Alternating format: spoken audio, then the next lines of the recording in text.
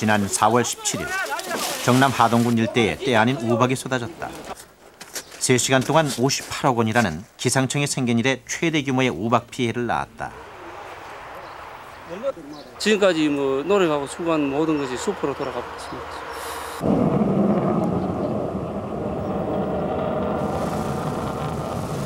지난 6월 충남 서산 간척지 깔따구가 집단 이동하고 있다. 이상 고온으로 갑자기 증가한 깔따구가 농경지를 기습 공격하고 있는 것이다.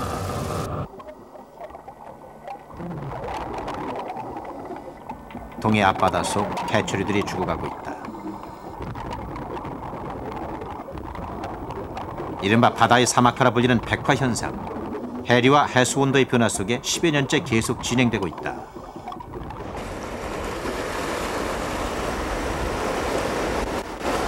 지금 한반도와 주변 바다에서 일어나고 있는 기상이변. 그것은 재앙을 예고하고 지금 우리 앞에 다가오고 있다.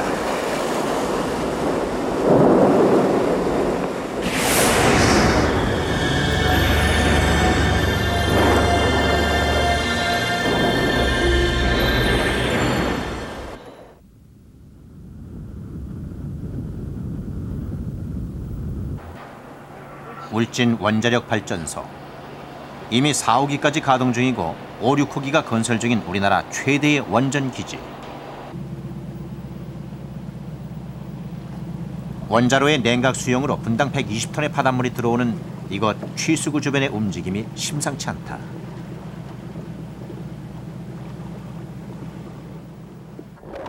불과 2, 3년 전까지만 해도 볼 수 없었던 그물망을 설치. 그것은 바닷물과 함께 밀고 들어오는 엄청난 양의 해양 생물들을 막기 위한 것이다.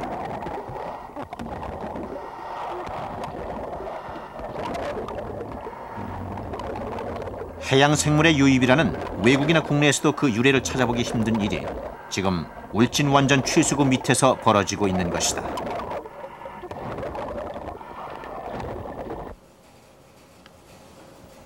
원전의 모든 작동 상태와 주변 해양 환경을 원격 감시하는 중앙통제실.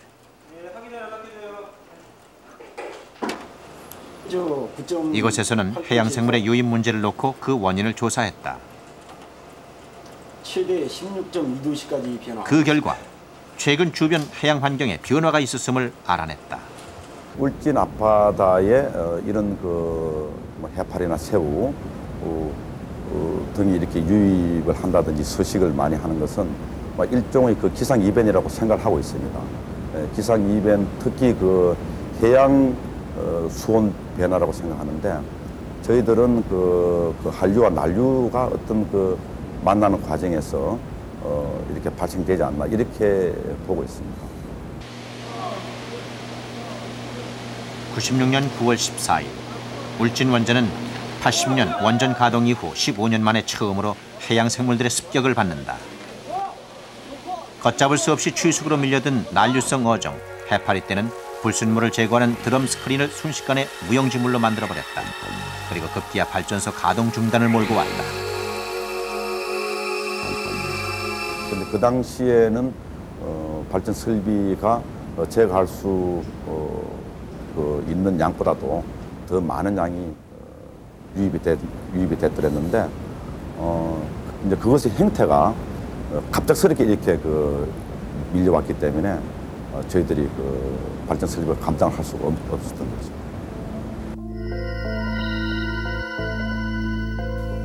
그러나 해양 생물의 침입은 한 번으로 끝나지 않았다. 이듬해인 97년엔 한류성 어종인 새우떼가 출현, 또 한 차례 발전 정지 사태를 겪어야 했다.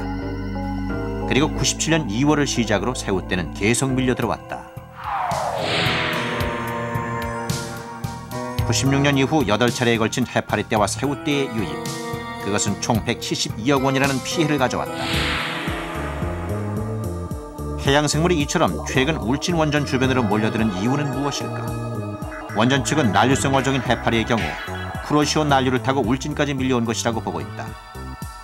반면 새우는 오츠크해의 찬 바닷물이 북한 한류를 타고 갑자기 유입되면서 찾아온 것이라고 추정하고 있다.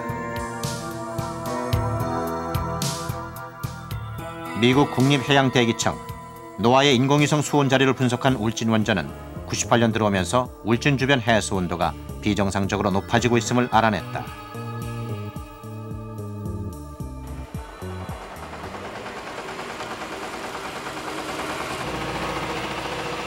그리고 지난 1월부터 24시간 유입생물 수거 작업에 나선 원전의 그물망에 해파리떼가 걸려들었다.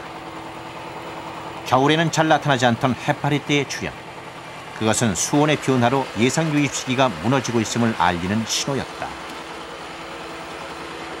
현재도 하루에 약 한 해파리 새끼 형태가 약 한 100kg 정도 매일 유입이 되고 있습니다. 그래서 금년 여름에는 상당한 해파리떼의 번식으로 인해서 저희 발전소로 유입이 많이 될 것으로 저희들은 보고 있습니다. 그래서 준비도 지금 열심히 하고 있습니다. 지난 5월 대낮에 서울 도심 주택가를 들끓게 하는 소동이 벌어졌다. 갑자기 먹구름처럼 몰려든 벌떼의 출현.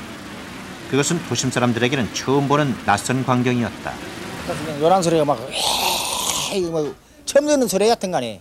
그래서 이제 문을 열어보니까는 벌이 그냥 마당으로 그냥 감나무 이 근처 그냥 먹구름 같이 싹하네. 그러니까 시골에서는 내가 간혹 한번 봤어도 서울 올라와서 이런 꼴 처음이야. 텔레비전은 내가 어쩌다 하면서 봤는데 내 앞에 그런 일이 떨어질 줄은 생각지도 못했지. 우리 집에 올지는. 깜짝 놀랐어. 아주 놀랐어. 말도. 등에 땀이 없어서 났어. 아유 진짜 혼났어. 봄의 실정, 한여름의 시작이라는 말이 나돌 정도로 30도를 웃도는 무더운 날씨 속에 꿀벌들의 도심 출현 소동은 전국 곳곳에서 벌어졌다.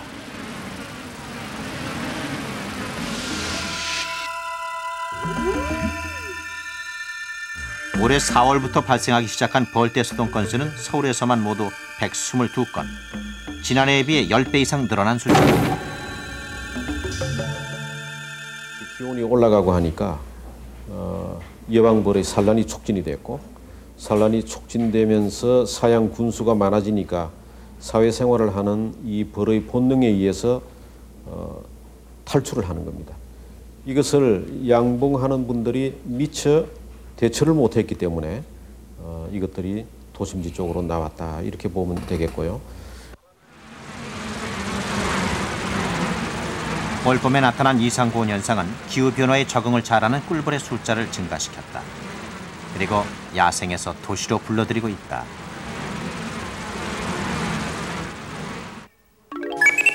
이와는 대조적으로 기온 상승으로 오히려 개체수가 줄어든 벌도 있다.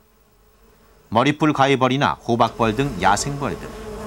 그들은 기온 변화에 대한 적응력이 약해 자연 도태라는 시련을 겪고 있다.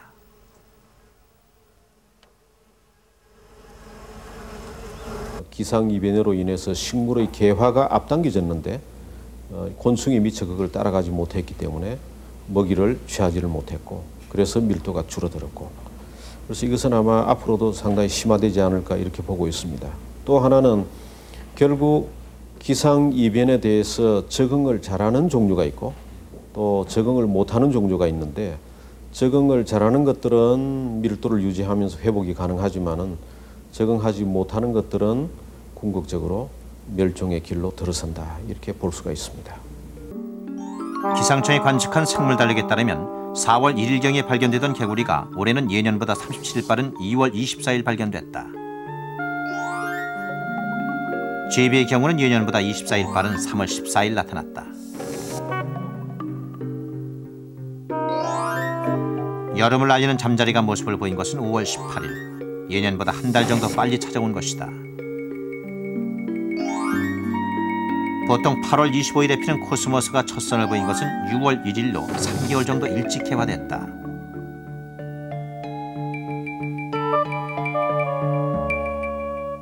작년 겨울부터 시작해갖고 올 봄까지 지속적으로 고온 현상이 나타났거든요. 그래서 뭐 거의 계절을 1개월 정도 앞서가는 그런 현상을 가져왔어요. 그래서 그 때문에 그 동식물들이 어떠한 그 혼란을 좀 겪었고, 꽃이 좀 만개했다가 좀 일찍 지는 경향도 많이 있었고, 그래서 그런 것은 일종의 그 엘니뇨가 초래한 그 생물계, 생태계의 어떤 그 무질서라든가 이런 걸로 보고 있습니다.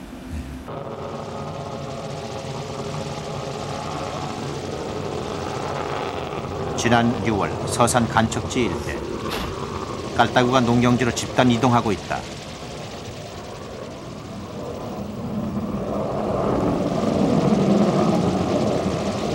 보통 4월 초순에 발생하는 초기 저온성 해충 깔따구가 예상 발생 시기를 뒤엎고 2달 뒤에 나타난 것이다. 봄철 이상 고온이 몰고 온 현상이었다.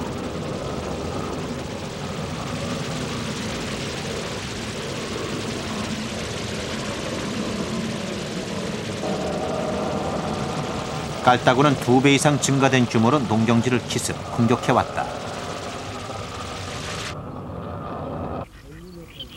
그리고 서산 간척지 일대 논에 파종된 벼의 싹을 무차별적으로 갉아먹었다. 기온 변화로 깔따구의 발생 시기가 예년과 달라 사전 방제를 할 수 없어 피해는 더 컸다. 병해충 같은 경우에는 발생 시기를 정확히 판단을 해서 적정한 시기에 방제를 하는 것이 중요한데, 올해같이 기온이 불규칙하고 기상 변동이 심한 경우에는 발생량 자체를 추정하기도 어렵고 발생에 따른 방제 시기를 선택하는 것도 어렵습니다. 특히 초기 해충이나 병 같은 경우에는 파종에 따라서 그러한 병해가 나타나기 때문에 어느 정도 예측을 할 수 있지만, 후기 7, 8월 이후에 나타나는 병해충에 대해서는 저희 예상으로는 상당히 진폭이 크지 않을까 생각하고 있습니다. 이상난동은 한겨울 모기떼를 몰고 왔다. 올해 모기는 전국적으로 지난해에 비해 4배 이상 증가했다. 이상난동으로 모기가 일찍 발생했고 번식 속도가 급속히 빨라졌기 때문이다. 경남 울산광역시 5대 마을. 이것은 모기떼로 밤이면 인적이 끊긴 폐촌이 된다. 급기야 집단 이주 대책을 시에 건의하는 등 지난 겨울부터 때 아닌 모기와의 전쟁을 치르고 있다. 할머니 만지고 있는데 그게 모기입니까? 뭐고 이거 봐라, 이거 끈끈 같지 않고 독한 모기가 들어가지고 못 산다면 나는 모기가 타가. 네 이렇게 끈끈 비치고 2마리씩 10마리씩 먹으면 날라가는데, 그건 뭐 그때는 한번 이거 흔들어 봐야 소용없는 기라 뭐. 그래 이제 이 들어가니까 또 따갑고 아프다고 합니다. 파죽은 문산읍. 올 들어 말라리아 환자가 집중적으로 발생되고 있는 지역이다. 목은 안 아프지? 유치원생인 김나영 양. 지난 5월 28일 말라리아에 감염됐다. 인근 경기도 지역 민간인에게까지 말라리아가 급속하게 파고들고 있는 것이다. 옛날에는 이 대성동 쪽 아니나 이쪽에 통일촌이나 그쪽에서만 있었는데, 지금 작년부터는 이 도시형입니다. 이제 이 지역으로 문산 지역 또 금천 지역 이 도시 쪽으로도 오고 있어요. 그래서 아마 이게 조금 빨리 방역 대책이나 모든 게 이루어지지 않으면은 뭐 여기서 불과 서울도 40km밖에 안 되거든요. 충분히 가능해요. 서울 지역도 갈 수도 있다는 거죠. 그런 문제도 있죠. 그다음에 파주, 김포, 강화, 내지는 고양, 여기가 주로 우리가 목표적으로 지난 5월 22일 국립보건원에서는 긴급대책회의가 열렸다. 말라리아 환자가 97년 이후 빠른 속도로 확산되고 있기 때문이다.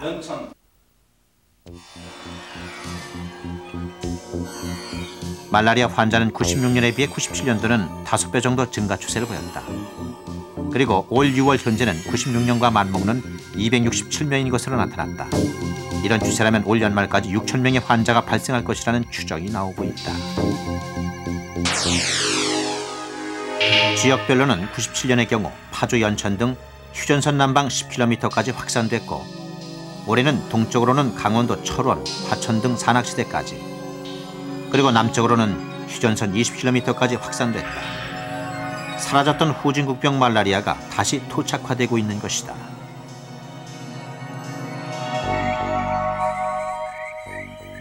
말라리아 환자가 급속히 늘고 있는 것은 말라리아의 감염 원인 중국 얼룩날개 모기의 번식이 크게 늘어났기 때문이다. 국립보건원의 조사 결과 말라리아 모기는 지난해에 비해 4배가 늘어났다. 특히 전체 모기에서 중국 얼룩날개 모기의 비중은 5월 10%, 6월 50%, 7월에는 90%를 차지, 올여름에는 말라리아 환자가 급속히 늘어날 것으로 내다보고 있다.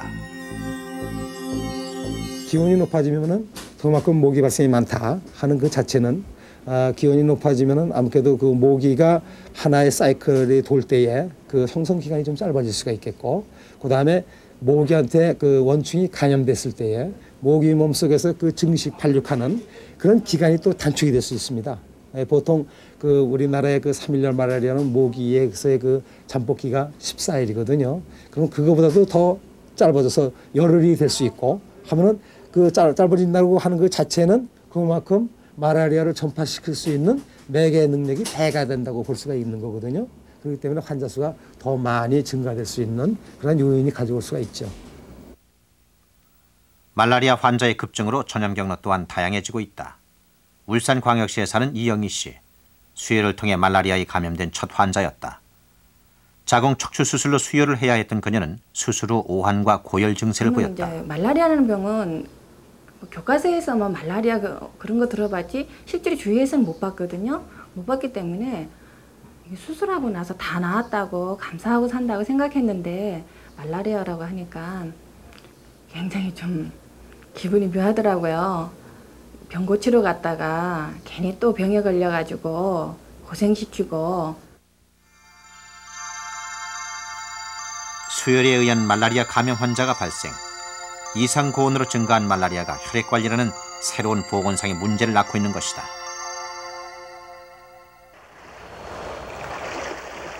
동해 영일만에 위치한 장기곶. 이곳에서는 매일 오전 10시 바닷물 온도를 측정하고 있다. 1916년 7월부터 지금까지 계속되어 온 일이다. 여기 있구나. 국립수산진흥원 한상복 박사는 이 장기곶 수온 자료를 토대로 한반도의 이상 고온이 엘니뇨뿐만 아니라 온난화의 영향에 의한 것임을 발견했다. 특히 겨울철의 온난화 현상이 눈에 띄게 나타났다.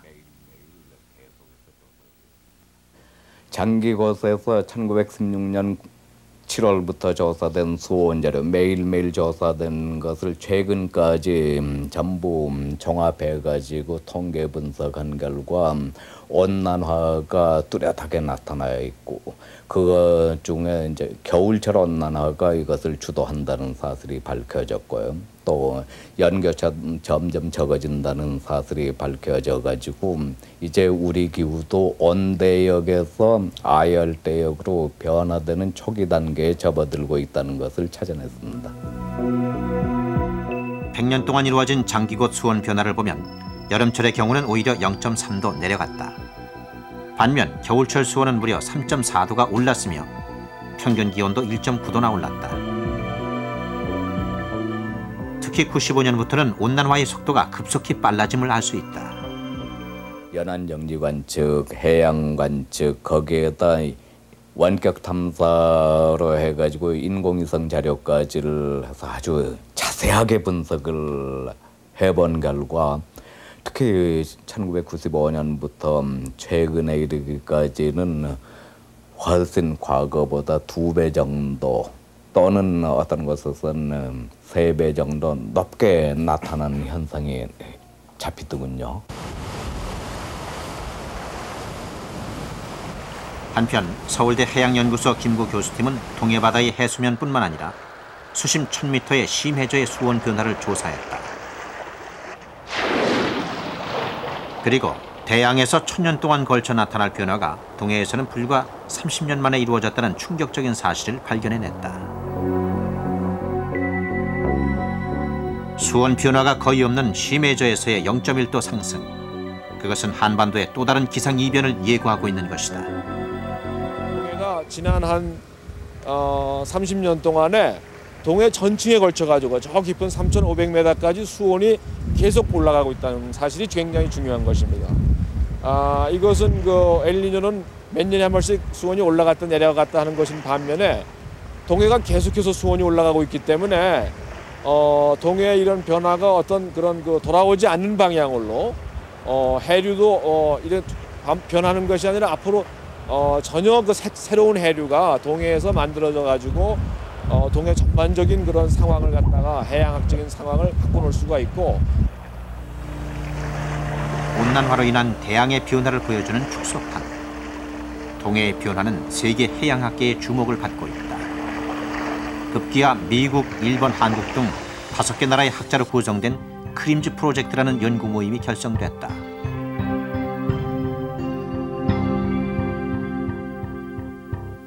미국에서 해양학 분야에서 권위 있는 워싱턴 주립대. 크림즈 프로젝트의 일원인 워너 교수는 동해의 수온 상승을 연구하고 있다. 그에 따르면 온난화로 인해 겨울철 시베리아 쪽의 찬바람이 줄어든 반면 쿠로시오 난류가 식지 않기 때문이라고 주장한다. You can see that for the waters, the average waters, all the samples below 1,500 meters, there's been this net movement in the bottom waters in this direction, so towards warmer and less oxygen over time. This change reflects something about the processes that are responsible for ventilating the deep East Sea, and it must reflect a change in the atmospheric forcing above the East Sea, as well as a combination, or in combination with the waters that are coming into the East Sea from the Pacific through Tsushima Strait. 한반도에서 따뜻한 쿠로시오 난류의 첫 기착지, 제주도 서귀포. 그런데 이곳 바닷속의 움직임이 심상치 않다. 해녀들은 요즘 깊은 곳까지 물질을 해야 할 형편이다. 얕은 곳에서는 해산물들을 찾아보기 어렵기 때문이다. 먹이가 없으니까 이렇게 알도 없잖아요. 그렇다면 이것이 막 알이 이제 지금 막 알이 꽉꽉 할 텐데 지금 알이 하나도 없잖아요. 그래서 똥만 다 맞아가지고. 예. 최근 해산물들의 양이 눈에 띄게 줄어들어 연안 어민들에게 직접적인 피해를 끼치기 시작했다. 여기는 해섬 지금 뭐 약을 넣은 데도 잡을 수가 없습니다. 진짜. 다른 거는요? 다른 것도 그렇죠. 다른 것도 뭐 이 성게 같은 것도 전혀 한 80% 준 상태고. 예. 전복은 전혀 볼 수도 없고. 예. 이거 양식원 데나 이거 볼 수 있지 볼 수가 없습니다. 예. 과연 바닷속에서는 무슨 일이 벌어지고 있는 것일까? 해저리와 어패류는 보이지 않고 해수 표면이 하얗게 변해 있었다. 이른바 백화 현상이 나타난 것이다. 백화 현상이라고 하면 그 바닷속에 우리가 활용하고 있는 유용 해조류들, 우뭇가산이나 감태 같은 해조류들이 유실되고 그 자리에 그 석회질을 몸속에 침적하는 그 무절 석회조류들이 우점하는 현상을 말합니다. 해양 생물들이 풍부하던 제주도 앞바다. 그런데 그곳에 10여 년 전부터 시작된 백화 현상은 바다의 사막화를 몰고 왔다. 공간 경쟁에서 백화로 인해 자리를 빼앗긴 해조류들이 사라져갔다.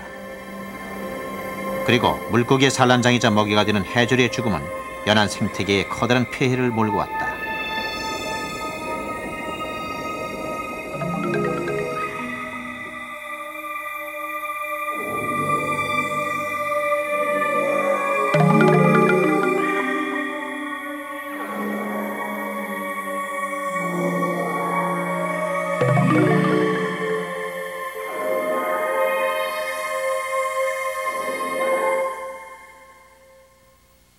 해양연구소 정호승 박사는 백화의 발생 원인과 기상이변의 관련성을 연구하고 있다. 이 왼쪽에서 보시는 그림은 인공위성에서 관측된 그 동북아시아의 표층수온 분포도입니다. 색이 붉을수록 높은 수온을 나타내고 있습니다. 그리고 이 왼쪽 그림은 저희 국내 연구진에 의한 백화의 발생 지역과 그리고 일본 연구진에 의한 일본 열도의 백화 발생 지역을 종합해 놓은 그림입니다. 이 그림을 종합해서 비교해 볼 것 같으면 백화의 발생 지역은 기본적으로 쿠로시오 난류의 영향권에 있는 지역과 거의 일치됨을 볼 수가 있습니다. 이러한 점으로 미뤄 보아서 기상 이변의 여파로 유입된 이상 난류의 영향을 받아서 기본적으로 백화가 일어날 수 있다는 가능성을 시사해주고 있습니다.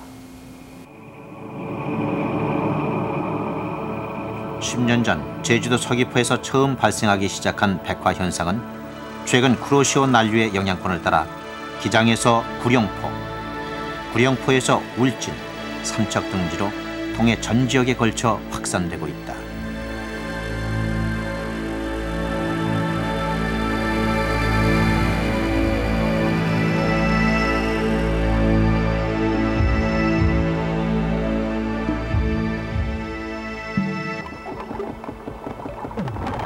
영일만 구룡포 앞바다. 지금 이곳 바다도 하얗게 죽어가고 있다. 46억 년 전 지구 탄생 직후 생명체를 잉태했던 바다. 지금 동해에는 이른바 바다의 사막화가 진행 중이다. 백화 현상.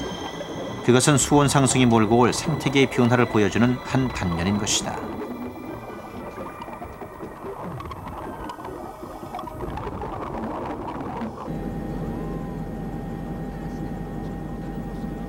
온난화는 우리나라 식물의 생태에도 영향을 주고 있다. 아열대 식물에서 극지 고산 식물에 이르기까지 우리나라 식생의 축소판인 한라산. 한반도의 자연 환경 변천사와 자연 생태계를 한눈에 볼 수 있는 곳이다.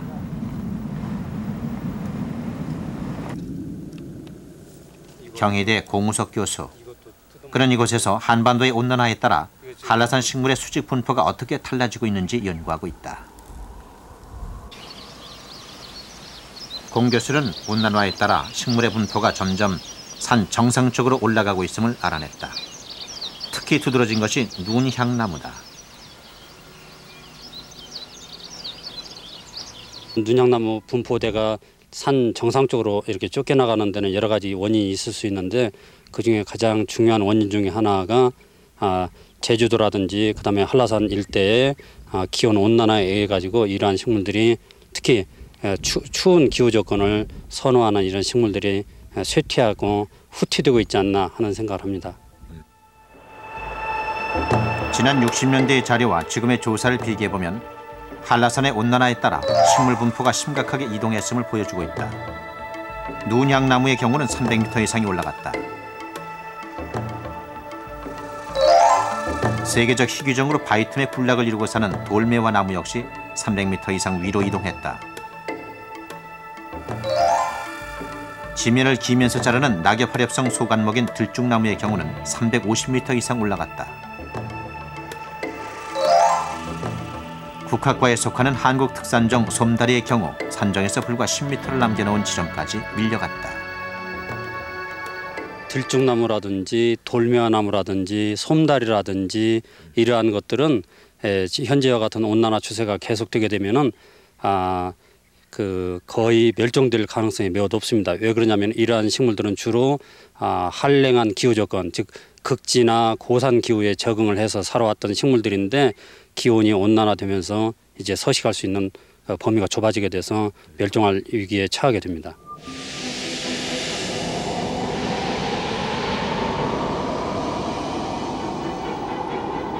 지금 기상이변은 세계적인 화두가 되고 있다. 엘니뇨와 지구온난화에 따라 기상이변은 갈수록 심해지고 예측할 수 없는 방향으로 흘러가고 있다.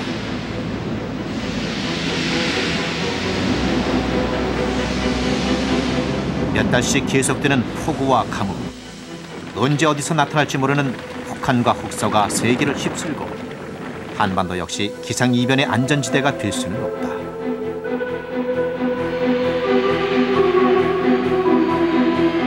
지금까지 무심히 보아왔던 기상이변은 우리에게 현실로 다가오고 있다.